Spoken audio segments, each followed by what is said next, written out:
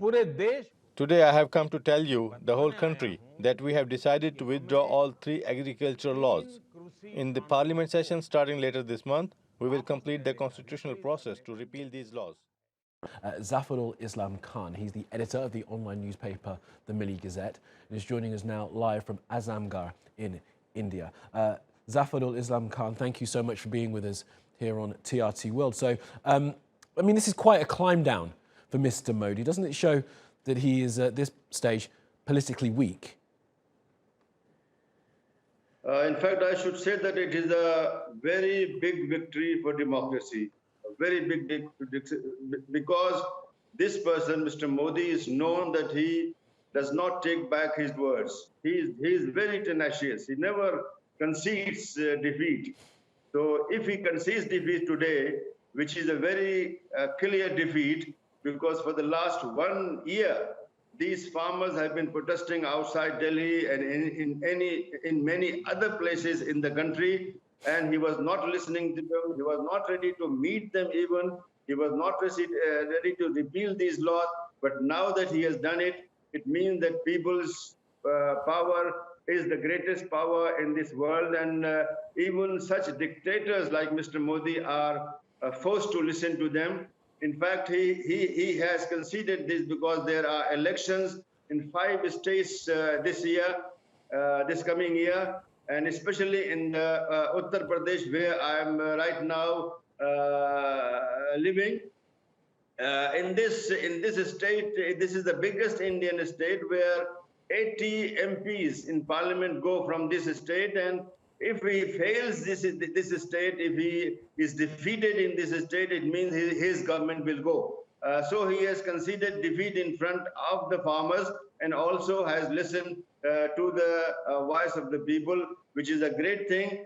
And it shows to people all over the world that even biggest dictators are, in the end, they listen to the people. Yeah, Mr. Khan, I do appreciate you framing it in the language of democracy, but I don't think that we can quite refer to Mr. Modi as a dictator who does win elections. But let's move on with why he's decided to make this change now.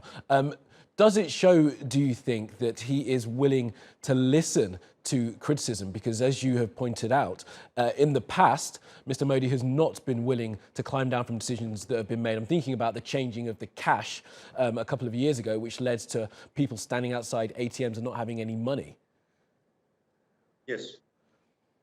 No, in fact, he never listens. I mean, earlier, the incident that you referred to, when he demonetized 80% of Indian currency and people suffered like anything, and he never listened.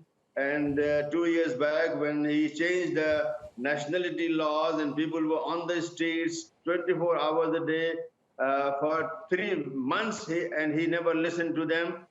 But now, because he is seeing defeat in the next state elections, and if he loses this state, which is the biggest state in India, it means his government, his power will be wiped off. And this is why he has listened, not because he really believes in the farmers or he really believes in democracy, but because he fears defeat. Mr. Khan, then let's take it outside of the realm of politics and think about the livelihoods of these farmers. Now, I'm sure you will admit that the farm laws in India need some kind of reform. They're heavily subsidized, and it doesn't actually end up helping many farming communities because they end up living on almost subsistence lifestyle. So where does this go from here? Will reforms come back, do you think, in some shape or form?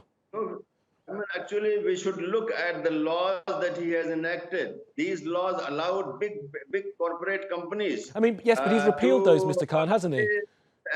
Yes. To hire, to force farmers to do their bidding, to buy their produce at the rates that suit these big companies, which is very bad actually.